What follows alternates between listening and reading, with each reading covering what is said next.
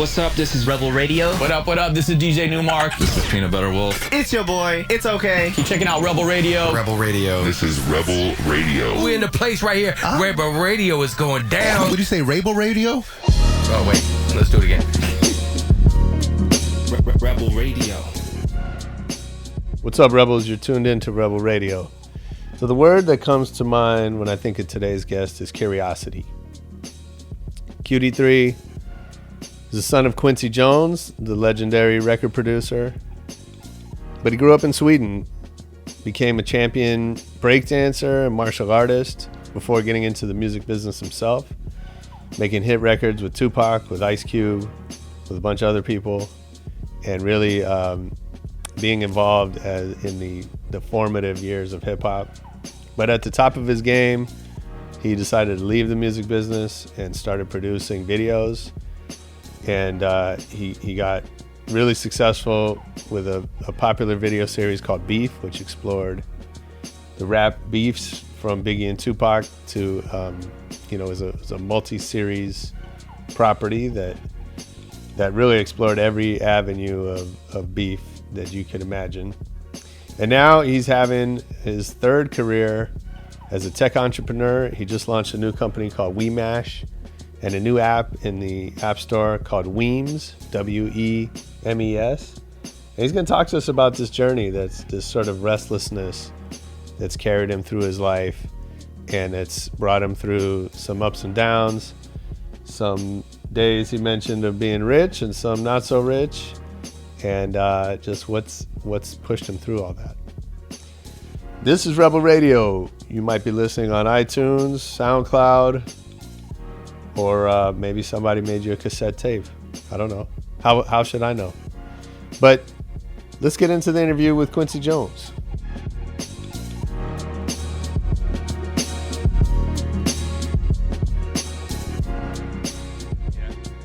Tell us, so thanks for coming, man. My pleasure, man. Yeah, I appreciate you being here. It's been a long time, as we're saying.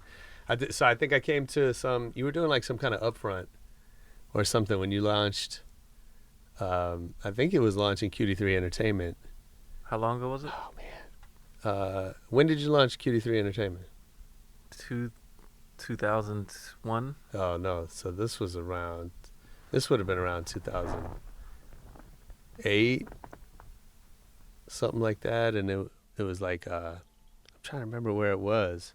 But there was like a big presentation on the video screen, and you had all kind of, ad and tech folks there. Oh. Your man Paul, I think. That was the, was it the Urban Media Summit? Yeah. That's right. With hip hop and everybody. That's was right. There. Yeah. Yep. Chuck D and all that. Yeah, that was dope. Yeah. That was fun. So what are you doing now? So what I'm doing now, man, I'm doing a whole bunch of stuff, tech stuff actually. Let me turn sure. this off real quick. Speaking of tech, I'm doing a couple things. I just launched a company called WeMash. Okay. WeMash.com. Okay. And basically, what it is my whole life I've always been, passionate about technology. That's like my first love, really. I don't know if people know that. No. But that's what I went to school for, engineering and Is all that that right? stuff. Yeah. Oh, shit. And I've always been a geek since day one. Like I only wanted to get on like Wired magazine and Mix magazine. I didn't care about Billboard and Grammys or nothing like that. Really? To me, it was all about the tech prowess, right? Yeah. So like I was carrying around my drum machine. I had handcuffs to it. Like that was like the whole focal point for me was tech. Right. And Mantronic was like my idol. You know what I mean? And so James, are the levels okay? All right. So like I said, when I went to Berkeley College of Music, but I took the engineering line. And that's all I cared about. And so long story short, I woke up. Thank you. I woke up and like about a year and a half ago and was like, I got to go full steam into tech. I've always sort of dibbled and dabbled with it and had like side businesses that foray into that, like VOD channels and YouTube and all that. But I wanted to do it full time, so I studied. I went in and studied all the books. Read Ben Horowitz's book called "The Hard Things About Hard Things." Oh yeah. Yeah, it's a great book, and I just fell in love with him and the whole notion of going full time into tech, and just hit him on Twitter, and I had this idea that I bought the domain for back in 2004, called WeMash, and it was basically the premise is that, I've been in music sampling my whole life and making records from old records, taking old hits and creating new hits. And I saw the opportunity of video taking the same path. So I bought the URL of WeMash like way back in 2004 before YouTube even existed to do that play, and it was just too early. So every year I would try, and then like a year and a half ago I read Ben's book, hit him on Twitter, went up to him and pitched it, and we got financed. So Nice. so I'm doing that full time now. So, pretty much. and what's it going to be? It's basically a mashup platform. Like how people are doing mashups with like they're taking like film clips and music video footage and interview footage, and they're creating their own videos or doing things like bad lip reading where they put their own voice on other movie clips to change the context and make it funny. And all that stuff is illegal, right? So people are stealing the content. They're doing whatever they can to grab it. And so the problem with that is the creators, the people that create that content, can't make money off it because it's illegal. YouTube can't make money off it, and the licensors can't make money off it because it's like multiple clips mashed up and they only own one of them. So we're fixing that whole universe by creating a platform where we're clearing the content beforehand, putting it in the cloud, letting people mash it up with tools that we build, and then being able to export it to YouTube, Vessel, and Twitter, Vine, and all that stuff. Why hasn't anyone done that? I don't know. Like, it seems like YouTube would make a move to try to do something like that, but that's fine. I think the problem is that, any of the bigger companies is a threat to any of the licensors, right? So, like, if YouTube gets management of all the rights for music and video, then, what are the entertainment companies even there for? Right? So they can't really give that up. So they're going to need a less threatening middleman like us to do it. No, it's interesting. I think, even... what's happened with the MCNs, right, is like, at the beginning it was just YouTube didn't have the bandwidth to think about that. Exactly. So they said, well, let's let some other people handle that. And, it's almost like, let somebody else prove that there's a business there. And then we'll worry about it. And I think, to your point, it's like certain things need to develop under the radar. We talk about that, right? Culturally, is certain things need to happen just like without all of the attention and the pressure. You got to think too. YouTube, they're smart. They know that no matter what we build on YouTube, they get the same percentage if they did it themselves. Exactly. So why would they build it? Right. So let somebody else do it. Figure out the model and the legalities and all of that. And that's how our platform works. Also, is like we put the content up there and we give them the tools, but then other app creators can develop tools for the platform also, and then the users are doing the content. So, it's up to the universe's creativity on what can end up on the site any given day. How did you realize there was a need for this? Did you have, or were you involved in the network of people just saying like, can't make money off of this, or? So I'm actually a filmmaker also. Like I started in music as a music producer, and then I was a filmmaker, and I built a media company called QDIII Entertainment. I started in like 1998, like gathering footage. My lawyer, Joel Katz, he told me, he said, whatever you're doing right now, I know you're a techie, there's this thing called the internet coming out. And it was like, it was before it went public. And he showed me a 14K modem, and I was like, oh shit, And so what was the question again? I'm sorry. I was just wondering how you figured out there was a need for this, were you... So at the time, he told me, he said, invest everything on this thing called the internet. And at the time, I was thinking about doing a Ken Burns series, right?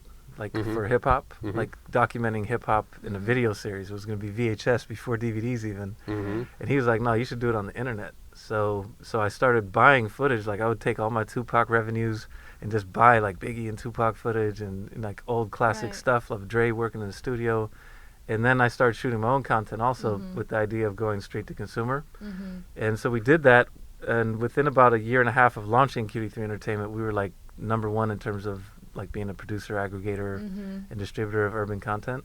So we built a catalog of like Jay-Z, Kanye, Tupac, Lil Wayne, all this, iconic footage. And for every DVD that we were shooting like 100 to 300 hours per project.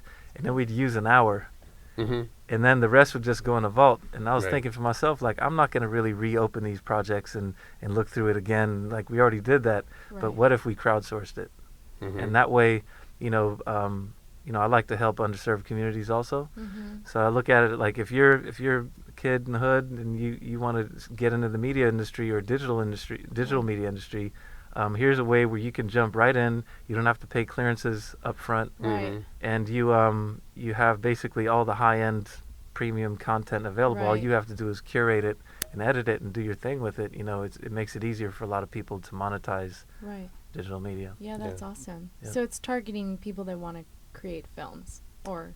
It's targeting literally anything. Like people are using like mashups to express themselves. Yeah, it's Mhm. crazy. They're using Like, it art is to so different. message each other, memes Yeah. and to do memes. We just Yeah. created a meme app. We can talk about that. But so it's like anything you can imagine. It could be somebody who has a cause and they know that if they say it on YouTube, it might not get millions of views. But if they have, Yeah, that's brilliant. a mashup say it with famous names, it might Right. get more attention. So, yeah. or somebody who's a site owner and they want to just program their site Mhm. and they don't have access to talent or video production, they come on here and just curate. Yeah, that's brilliant. So I want to go back to the beginning though, because you had an interesting career now spanning multiple industries. Yep. But I want to go back to how you got started, Yeah. and and so obviously, it seems sort of obvious that you would go into music, like as Quincy Jones' son. Yeah. And so what was that like though? How were you first exposed to the making of music? Oh man, I have had the good fortune of even beyond my dad, but especially my dad. Just always been around classic, music sessions my whole life. Mhm. And starting with my dad, like I used to go to sessions. I was the only boy in the family, still Right. am. So Sure. he would bring me to everything. Yeah. So like I would go to like the Off the Wall, Thriller sessions, George Benson. I was there when he met Michael in New Yeah. York when they were doing The Wiz. Wow. And I just got to see all these things. When you're a kid, you take it for granted. But then Sure. as I got older, I was like, How damn. old were you? I was like, it started when I was like 4 or 5 years old. I Yeah. used to go to like Roberta Flack concerts with him and Right. jazz, all that. When did you realize it meant something?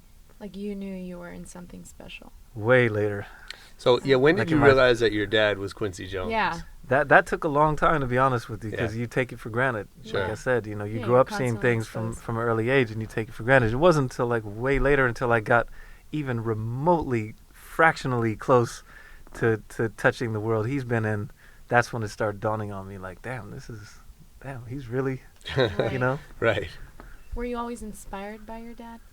Yeah, it's like when I first got into music, it was through hip hop, Mhm. and like going through his records was the first crate that I dug through, Right. Right. and just growing up on jazz more than anything.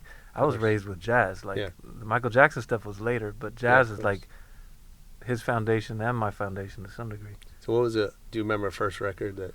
Yeah, so like they used to play Marvin Gaye, but Herbie Hancock and Stevie Wonder, those were my favorites.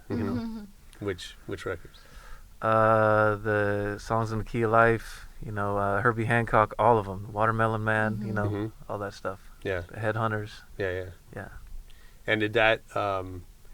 So growing up in that environment, like, was there a conscious decision that I'm gonna go make music, or did it just sort of happen? And To be honest with you, I think I tried to resist it. Yeah. Because everybody was asking, are you going to do music just like your dad Yeah. and this, Right. that, and other? And then, I think every kid has that streak of like, well, Right. I'm going to maybe try something else. Yeah. right, And I tried that, and everything always led back to music. what'd you Right. try? I tried martial arts. I was into that big time. I Mhm. thought that was going to be a life career. When you're young, Sure. And then I got into breakdancing big time. I was on tour with like Yeah. Levi's and Nike and all that stuff. And then that led me back to music. Mhm. Yeah. 'cause Eventually, yeah, all elements of music exactly. tied to that. That's Mhm. awesome. What about, you've lived in so many different places. Yeah. Like, I did see your interview on camouflaging and adapting, or not camouflaging and adapting quickly. But like, how did music play a role in that, like living in all these different places? Did you listen to what was playing in your house, or did you pull influences from the streets and neighborhoods? It was a combination of everything. I think I got a great foundation growing up. Right. I saw the sessions, I heard the great records, and it was always curated at the highest level. Mhm. Right. And then, like I said, I moved out. I lived in Paris for a little while as a kid. I lived in Sweden most of my upbringing, which is a really musical place, by the way. Like that, they're the music capital of the world right now. Is that right? Yeah. I didn't know that. They're the third largest exporter of music in the world, and we only have 9 million people. Wow. So how's your music influenced by Sweden? because in Sweden it's another curation play, right? Whereas like it's geographically on top of everything, so they don't have a regional sort of specialty. They listen to the best from everywhere. Oh wow. So the best from the West Coast, the best from the East Coast, the best from America, Paris, everywhere. So it's always about the best of everything. Because with 9 million people, you don't have room for a mid and low class of taste. Right. Yeah. Everything is good. you know? Right. So like if you buy a coffee in Sweden, no matter where you get it from 7-Eleven, anywhere, it'll be the best coffee you ever That's had what in your I've life. heard. People Yeah. like my friend went to Geneva and she said like the McDonald's is so expensive and amazing. Everything tastes good. There's no room for low or mid level of anything. Clothes, nothing. So all you see your whole life is really the best of everything. It's not a wealthy country in that it's a socialist country. It's like Right. it's pretty low key, but just their sensibilities are high end. You So know? Yeah. being introduced to that, did you have a different ear for music or talent? Like, did you see things different because you were always exposed to like the best? Yeah, I think we just always were trained, just from my personal upbringing and from society, to just only pay attention to number one, Right. or what's like really good, whether it's well known or not. Just focus on the best stuff. So you get led back to music, and then is Sound Lab the first? Yeah. So was you that mean your- record wise? Yeah. So crazy enough, like when I was still like on the fence between martial arts and music, the opportunity came to do the soundtrack and act in a movie in Sweden, and it was about this park we used to all hang out in, where hip hop kind of started in Sweden. Oh wow. It was like 1982, 83. And I used to be in that park all day, so they wanted real people from the park to be in the movie and be involved. So I was like, I'll do the music. And I hadn't done it before, but I just wanted to be part of the project. Right. Yeah. And so they bought me some equipment when I was like 14 years old, and they were like, if you guys can figure all this out, like, you got it. And I was like, cool. I learned it Yeah. on the spot. Yeah. And that's how I really got into music. And don't you know, that movie and soundtrack was like one of the top selling projects of all time in Sweden. Is It that was- right? The first time I ever wrote a song, it was like a smash hit. What was You it know, called? like, it was called Stockholm's Night, Okay. and it was like a rock song. And we did hip hop songs. We did a little bit of everything. We were just Yeah. trying to get out there, Yeah. and it was like a big, huge hit. Like, people cover that song to this day. Is that Wow. right? So I guess we all had natural talent, all the kids in the room, and we Yeah. were all like 14, 15. And we did the whole album ourselves. That's amazing. So And then what goes through your mind when all of a sudden you got a hit record? You're a teenager. nothing. Do you have any idea? I didn't know. Same thing as I didn't realize the level my dad was at. We Yeah. had no idea how hard it was to get that to happen. So we Yeah. were like, cool, whatever. Right, just messing around. And I left Sweden like a few weeks after that blew up, so I didn't even get Came to back really, here. Yeah, I came back here. Oh my Yeah. god, that's so wild. And did you come back knowing that now I'm a musician? Is that like you came back here to make music, or was it something else? In my head, I was still a b-boy Mhm. / like I was trying to be the king of the beats at the time. Like Mantronic was Mhm. my god at the time, right? Yeah. So I was just trying to be the king of hip hop tech. Like, that was my thing, even Mhm. back then, Mhm. So I came here to do that. So I moved to the Bronx first in New York, and was roommates with Tila Rock, Okay. first rapper on Yeah. Def Jam. And so like I was there for like I can't even remember how long, but it was a while. And like his brother was a Special K from the Treacherous 3. Mhm. So that was my hip hop foundation. Wow, like, yeah. right there in the South Bronx, it was incredible. Was Yeah. that intentional to room with him, or did it just happen because you guys were friends? It just happened. My mom, for one reason or another, pretty much wanted to get out of Sweden. Mhm. And so he told me, he said, if you ever come to New York, you can stay with me. And I don't think he meant it, Yeah. You took him up on it? but I took him up on it. Yeah, Sure. yeah. That's awesome. Nice. Yeah.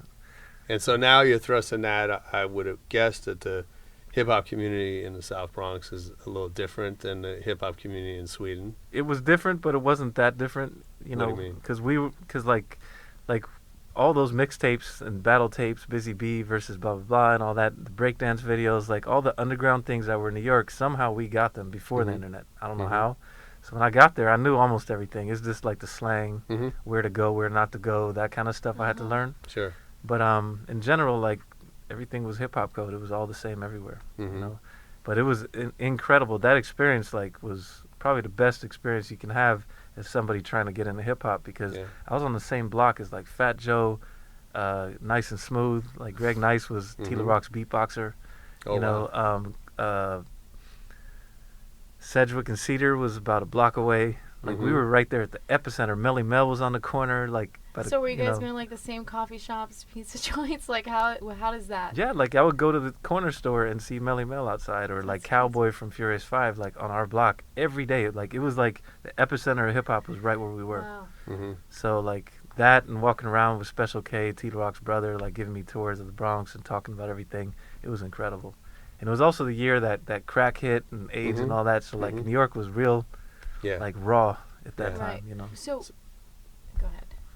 Well, how aware are you then that, like, I mean, it's easy to look back now and say, okay, I was kind of at ground zero for, this thing that's gone on to influence the entire world, Yep. right? But how aware of it were you at the time?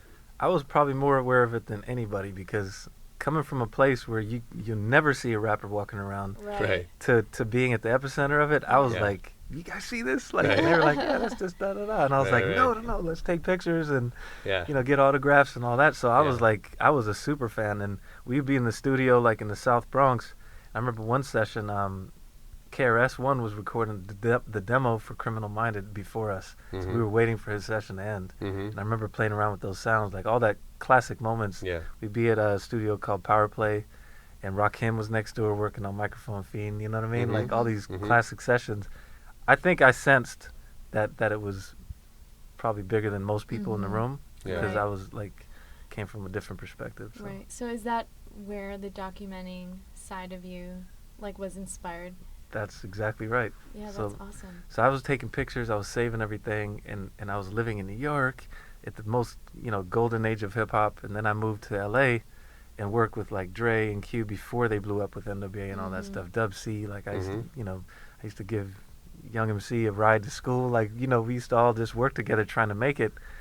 And yeah, so That's wild. Was there, so before we leave New York, was there a lesson or, some game that you got from Tila Rock or any of those guys? I think they taught me the difference between like rap and lyrics. You know what I Mhm. mean? Because I thought everything spoken word was rap. Mhm. And, like even the stuff we try to do, and they were like, no.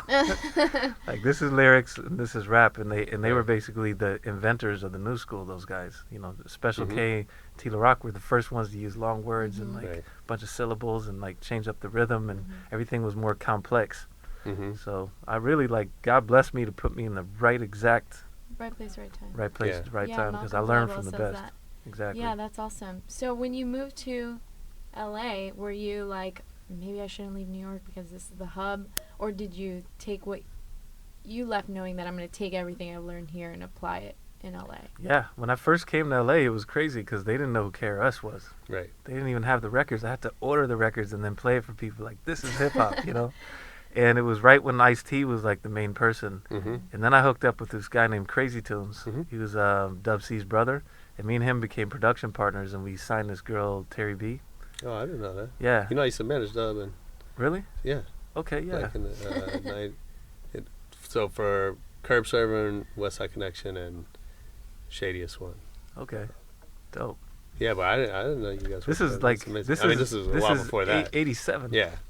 And yeah, so we signed. We did a demo on this girl Terry B, and then she ended up getting signed to Dr. Dre and Eazy Right. when they were called Comptown Records before Ruthless, I think. Yep. Mm-hmm. And so that's how I got in the game, really. And then you asked me the question about transplanting from New York. Right. I didn't really think about it. Like, if I went to Japan, hip hop was there. If I went to Right. Sweden, Right. hip hop was there. Even We just before the internet. That's wild. you bring it wherever you go. It was never like a difference. Mm-hmm. And But I also, just remember, you came into Ice-T, Everlast, which I know you worked with. Yep, yep. Like that was kind of the New York connection to LA.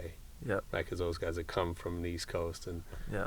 they knew that. But then cats like Dub and Dre, and like they hadn't they had never been to the East Coast. Exactly. And I'll be honest, I mean, everybody kind of frowned on LA back then. They were like, Yeah. there was no real hip hop here at the time. Sure. But it was like bubbling under. So I was lucky enough to be part of that and catch this Right. wave also, you know. But it, you know, I was just looking for like rappers, Right. people that were actually into lyrics and stuff. So Yeah. That's awesome. So, right place, right time. You were super hungry. Like, what else would you say was why you were so successful? Like, what else?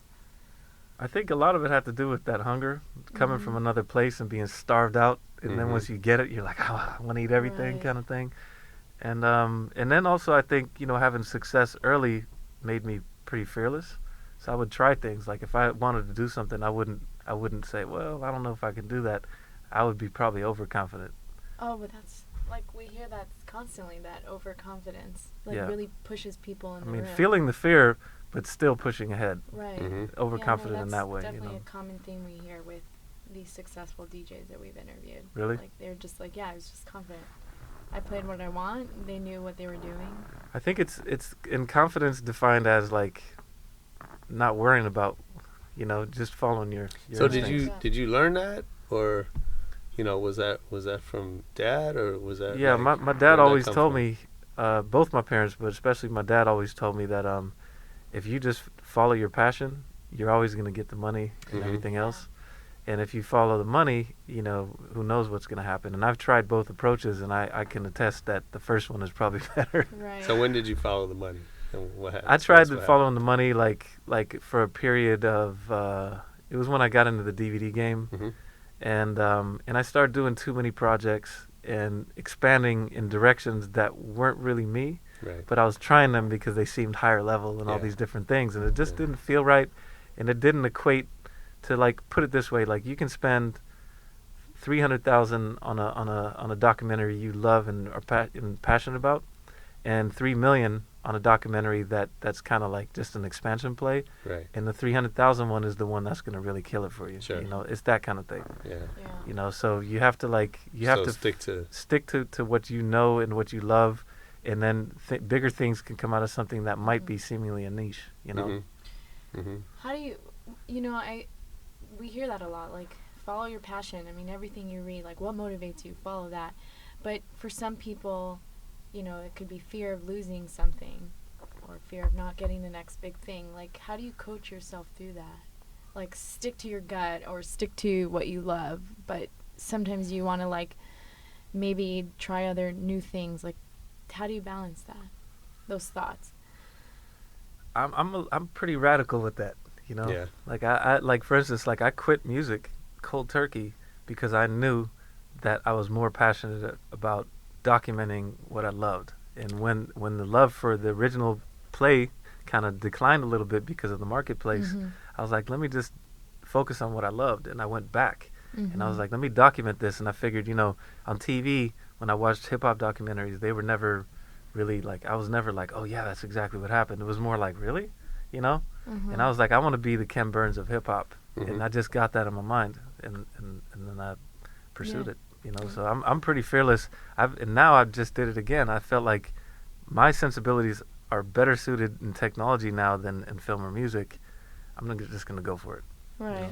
Yeah. So I want to hear about how that happened a little bit. So you know, I think when we met, I was trying to remember how we first met. And you know, I think you just around, right? Like. Yeah. That's what happens, you know. Yeah. But you know, you're working with Ice Cube. Yeah. You know, with Tupac. Yeah. With LL. Right. So some of the biggest names. Yeah. You know, in the world, and you know, the album you did with Justin Warfield, I think, wasn't commercially successful, but like had a big impact, had a lot of influence. In Europe, I know. Yeah. Absolutely, and you know, like. I was talking. We had Adam 12 on the other day, and he was talking about, you know, his experience with Justin, and so, you know, I think, like, even though that didn't sell a lot, it meant a lot to a lot of people. Got it. So you're doing that. You're kind of at the top of the game. You know, I'm sure money's flowing in. Yeah. And but you decide, like, you got to move on.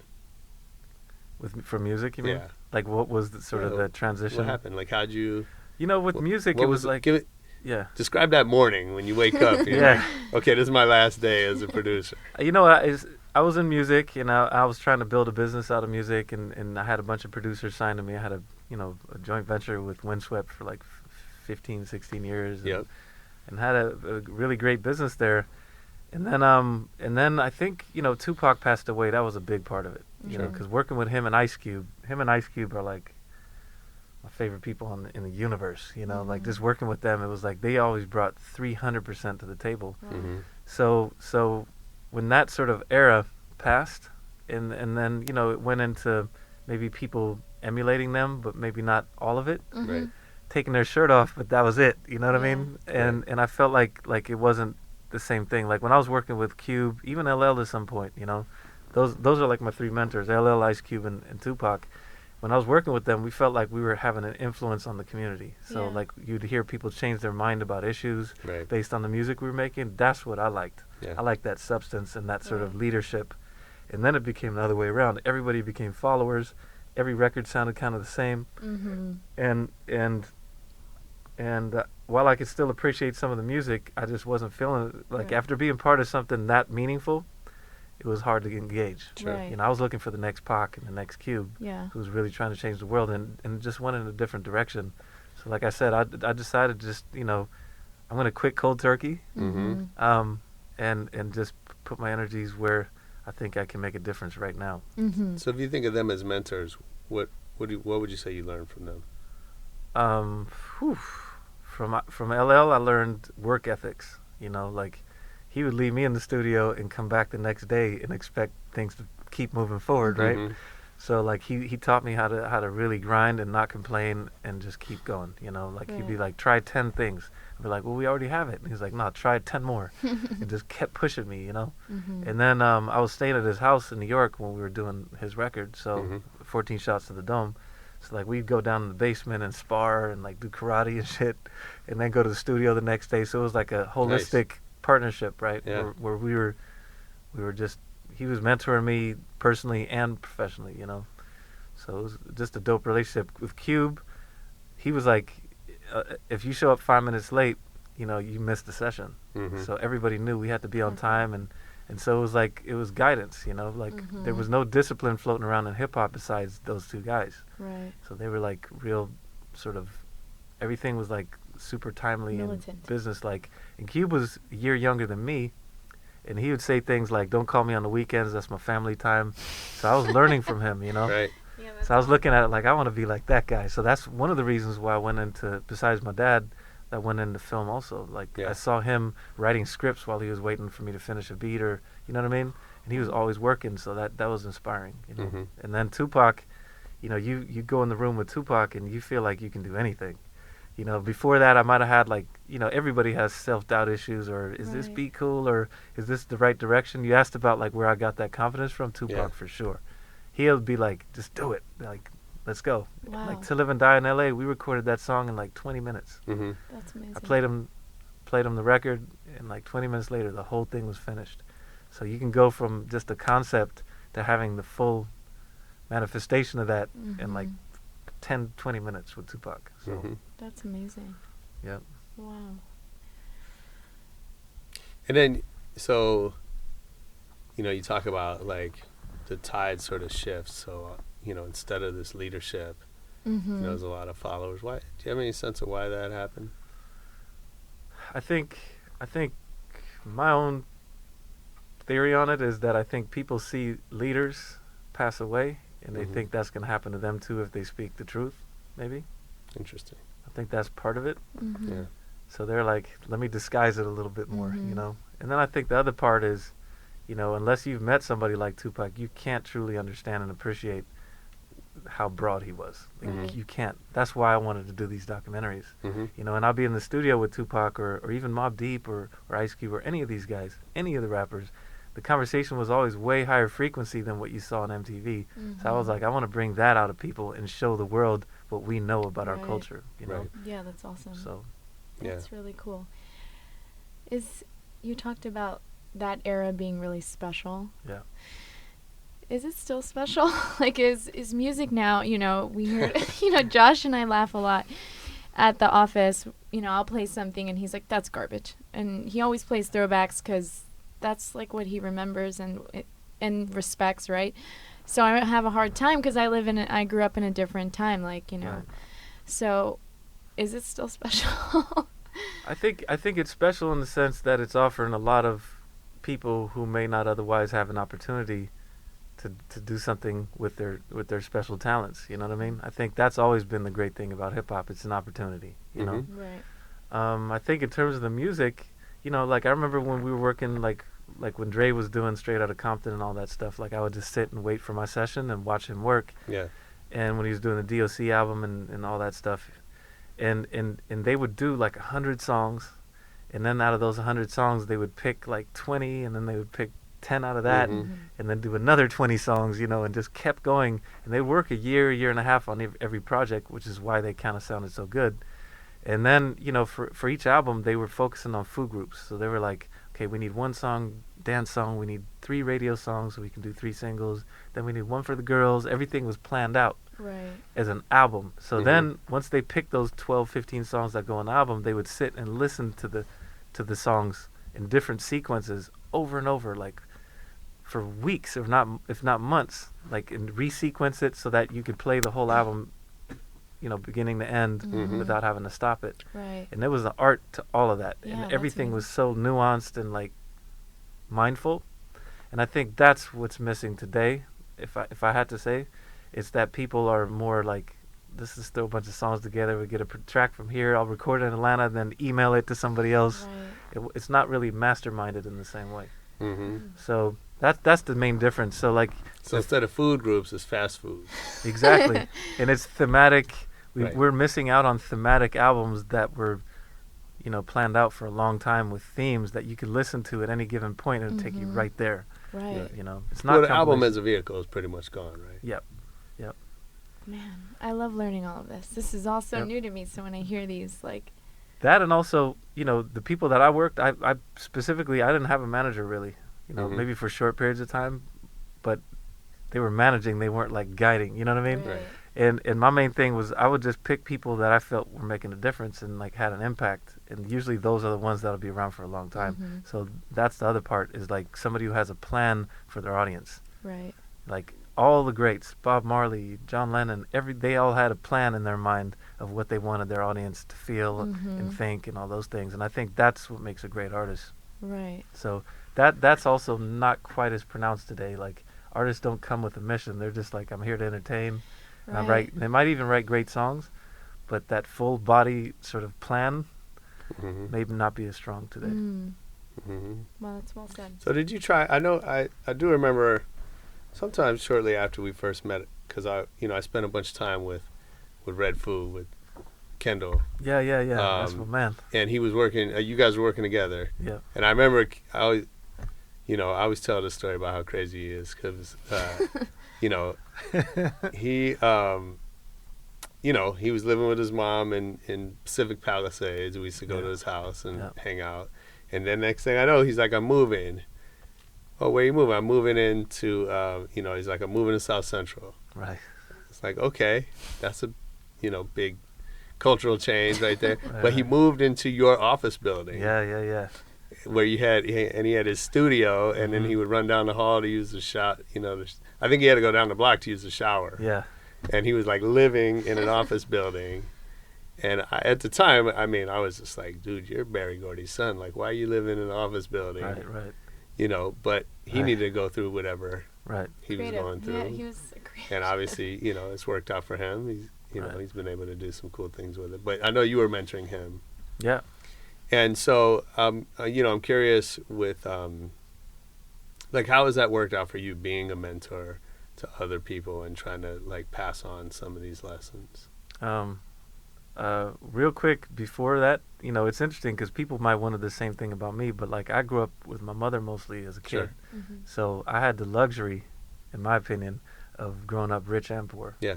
So that's why I was there. Yeah. We from Were you living in that building too? For 8 years I was there. Oh shit. Yeah, but I was lived around the corner. I lived in Inglewood at the time. Okay.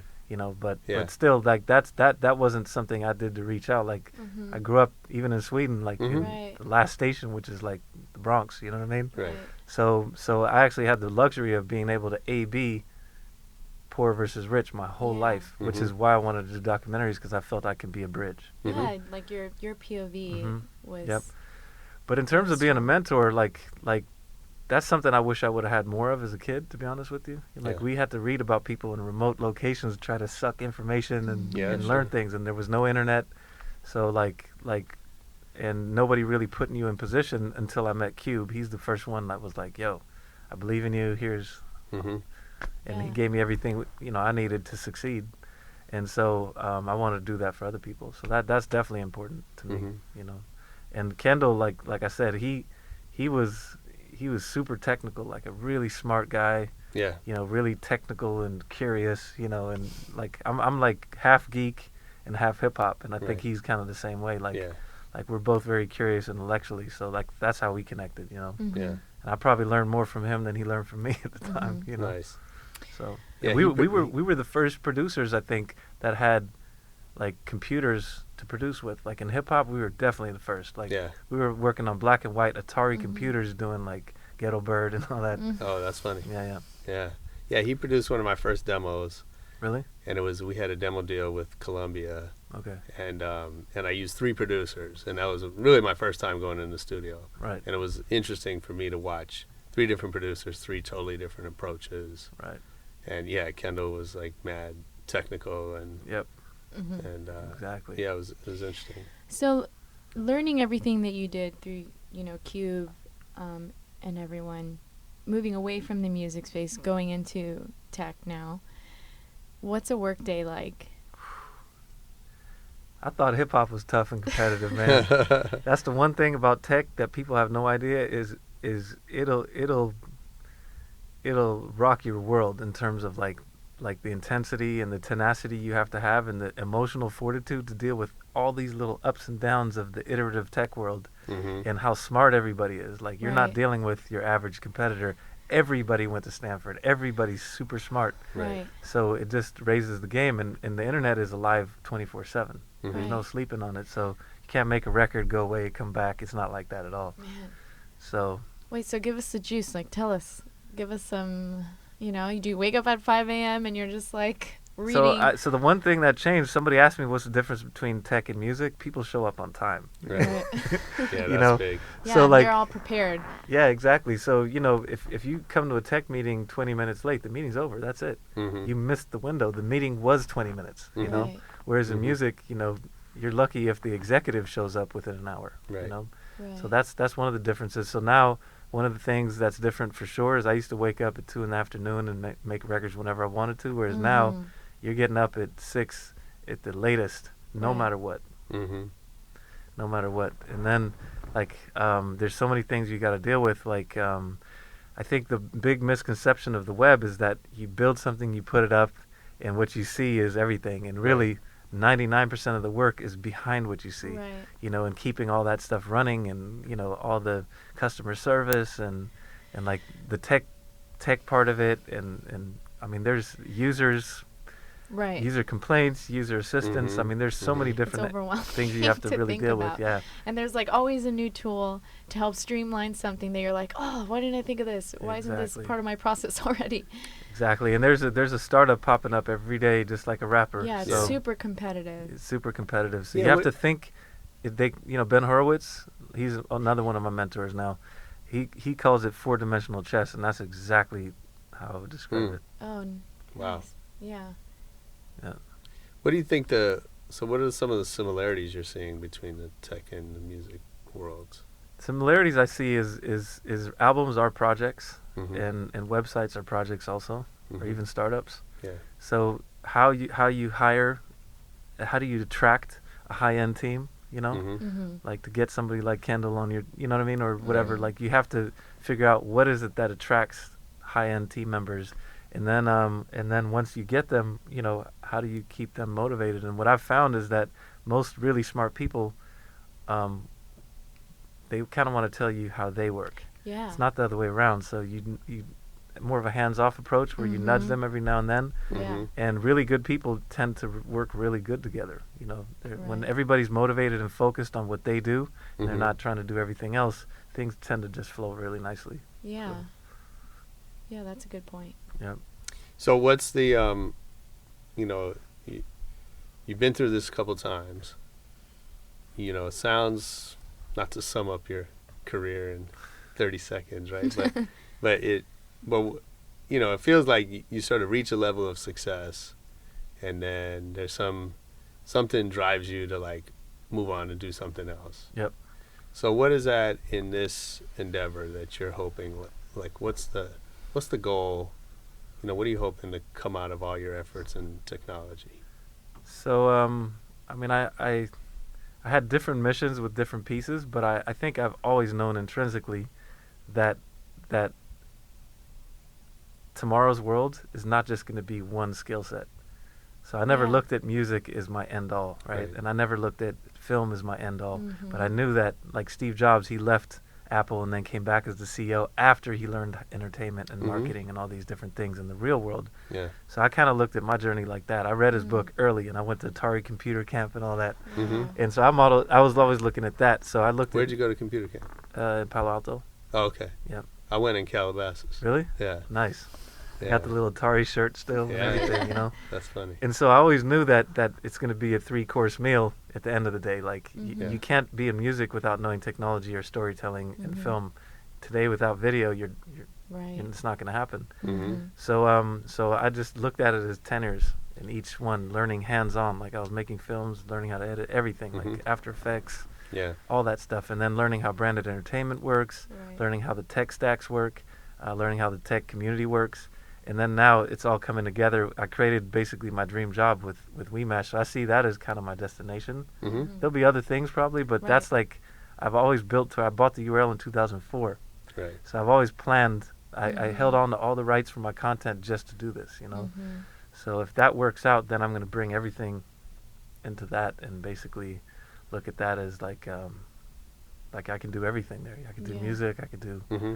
video and technology all Sure. in one room. Yeah, that's really inspiring. What would make you want to produce another record? You know, that's interesting you say that, because I've been feeling the itch for a long time. I didn't think about it at all. Okay. And then I actually saw Cube up at the Straight Outta Compton premiere in Palo Alto. Ben did a screening there. Yeah. And it just kind of bit me again, because like my kids are now into the generation of hip hop that I was working on. For a long time, it just didn't cross my path so much. How old are your kids? My son's 13. Okay. Yeah. Good age. Now Yeah. he's like sharing all his ideas. And my daughter sings like really good. Oh, really? Yeah, super cute and all Nice. that. What up, Nia?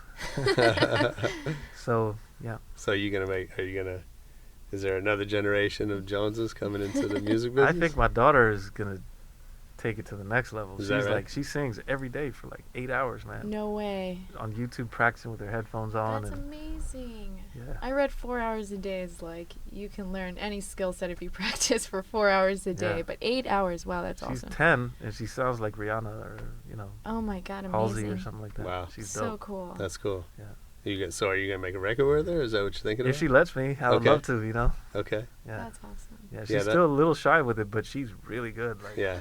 like professionally good. Like, Yeah. Yeah. That's funny. So you've been really successful in video.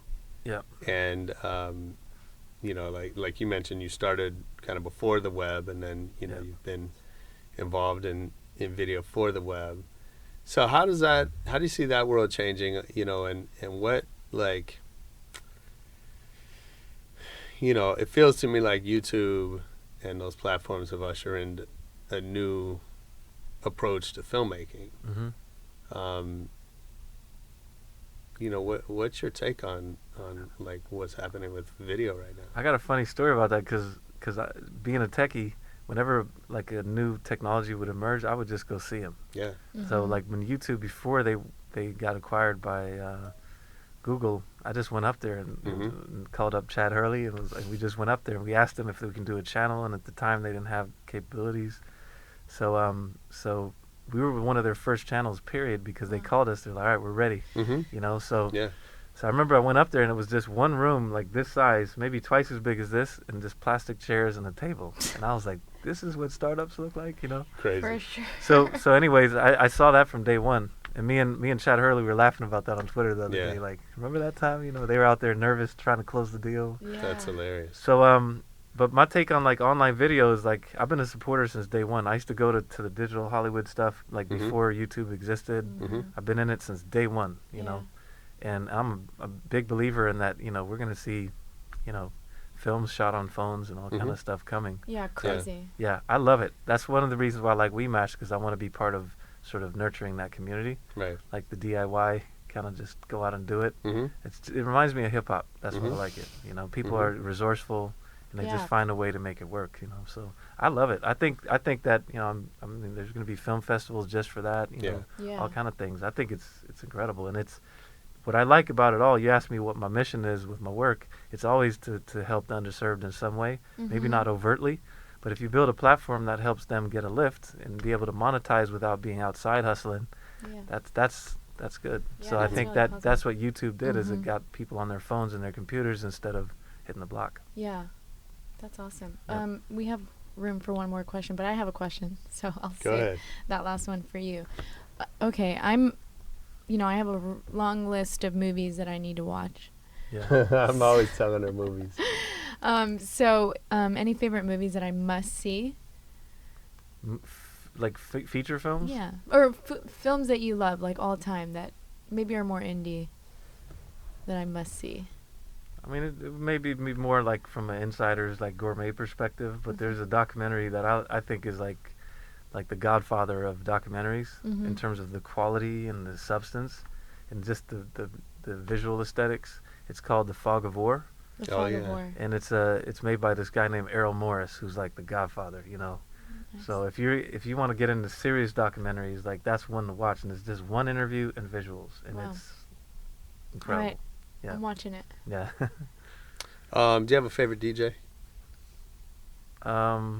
I like what the dubstep guys are doing, because it's very technical. Like, it sounds like tech manifested in music, but in a really good, tasteful way. Yeah. And So who do you mess with? Snake, dope, you know. Yeah. I We've heard his met name. Skrillex the other day. He's like, I like that whole little movement right there. Like, where they're almost like scientists, you know. And coming up with these crazy sounds, and we're talking a lot of those guys for the WeMash platform also, because you know, a lot of them are doing visuals behind their sets, Right. so we're gonna be the fuel for that. Yeah. Let them mash up whatever's on the platform, so they can just use stuff. That's cool. Yeah, that is really cool. Is there one of your father's records that impacted you the most? Oh, there's a few. My favorite work of his to sample are his movie soundtracks, his scores. Because, you know, he would do like little breakdown. Every 4 bars was different, you know, because it had to match the picture. So I rated that. You know, I killed that. I don't even know if he knows I got a lot of loops from there. Is that right? But then Off the Wall is my favorite album. Yeah. For sure. And then Smackwater Jack too. Nice. And Mellow Madness. I like a lot of his older stuff. Yeah. His jazz records. Yeah. So is there a downside career-wise to being Quincy Jones' son? I think in the beginning when I was getting into hip-hop, I remember going to Priority Records, and Brian Turner, I think, was like, you know, you should just do Fresh Prince. And I was like, whoa. Wow. Like, I don't even think he knew, you know, my background really, but people have that knee-jerk response, like, oh, he's visiting, you know? Sure. Right. And so that was a little bit of an issue, but I think because of where I placed myself and just organically how I was connecting with people, I was able to just override it. But I think the main thing is people's preconceptions when I was getting into hip-hop. Was one of them. And then also, like, people might expect you to have a predefined path based on his sensibilities also. Right. And I think, you know, the older I get, the more I realize that we are very similar. But when you're young, you know, you want to forge your own path. Of So, course, yeah. so I think that I think that happens with all yeah, children, right? Like, exactly. But I think looking back, I would have took even more advantage of it, to be honest. I would have owned it a little bit more. Of course. Yep. Yeah. So that's something that I look back and I was like, damn, you know, there's a lot of continuity, Yeah. and you can still do whatever you have to do, but Yeah, yeah. I would have probably soaked it up even more. It's funny. I remember I met Randy Spelling when he was trying to be a rapper. Right. And I forget the name of Oh. his crew. It wasn't good. No, all respect to Randy, but All right. and he was really like, he had changed his name, that he was really trying to distance himself from his father. Got it. And he was looking for management, so I sat with him at Jerry's Deli and I said, look, man, go be Aaron Spelling's son. Right. And like Right. create your own thing, but this is a fucking hard business, right? Like, get in the door. Right. If Yeah. that gets you in the door, get in the door. Right. Yeah. And then you can do whatever you want once you're Yeah. there. Yeah. But he wasn't hearing that, But some of that it's just age, right? It's just See, I think my paradigm was, because before I even moved here, we won the Swedish breakdance championships, Right. which was the whole world to me. You Sure. know? Yeah. And Yeah, you had your own experience. and then we had a hit record. So by the time I got here, I Right. didn't feel so like, Yeah. Like You you, know what I needed mean? it. well, it was just more like I was able to get a taste before I got Right. hit with the pressure. Right. Yeah, You know? that's good. Yeah. So in my mind, I didn't really, feel like that reliance. And I'm saying that with respect. Like I felt like, okay, Mm-hmm. I'm starting here and Yeah, things yeah, are for going sure. and everything. But I think now there's nothing I want to do more than follow in his footsteps now. The older I get, the more I want to do it. You asked earlier, like, when did I get it? Mhm. I'm just now really starting to get the legacy Right. part Wow. and how similar we really are in a lot of ways, and how we've sort of done different things and changed path and then bring it all together. And I Right. think that's something I embrace like a lot now. So we're talking about doing some pretty interesting things. Have you that guys ever takes worked together? advantage of- Yeah, we did a couple records together. Like I co-produced a lot of the songs on the Juke Joint and, Okay. and the one before that. Oh, is that Back on the Block? Yep. Okay, Exactly. I was right. rapping on there with him and everything. Oh, is that right? Yeah. Oh, damn, we're gonna. Have But to like I find said, if we did that, yeah, the intro, the whole thing. that. Okay. I think he had to go to the dentist, and they were like, "Why don't you do it?" And I was like, "Oh shit, I got to rap." That's funny. These Nice. stories. But I think if we did it now, it would be from a much more mindful place. Yeah. Much more continuity and everything. Whereas Yeah. at that time, like I said, I was just trying to prove to hip hop. Right. Now it's much bigger than that. So Yeah. So, well, thanks for being here, man. It's great to see have, you. yeah, likewise. Appreciate all the Thanks for having me, insights. man. Yeah, you have a very humble energy and you're very inspiring. Thank you. Thanks. Yeah. Appreciate it. Nice. All right. Where can we? Well, should we do the? Oh yeah. Yeah. Where can we find you on social? Can we promote some socials? Yeah, just I think I'm Instagram. I mean, they're all different. I'm QDIII on Twitter. Instagram, the real QDIII. Facebook, just put my name in there. Those are the main platforms that I do.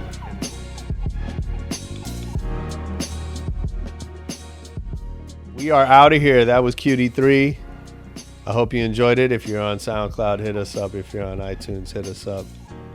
If you're on Twitter, @RebelRadioNet, let us know what you thought. And come back next week for more Rebel Radio.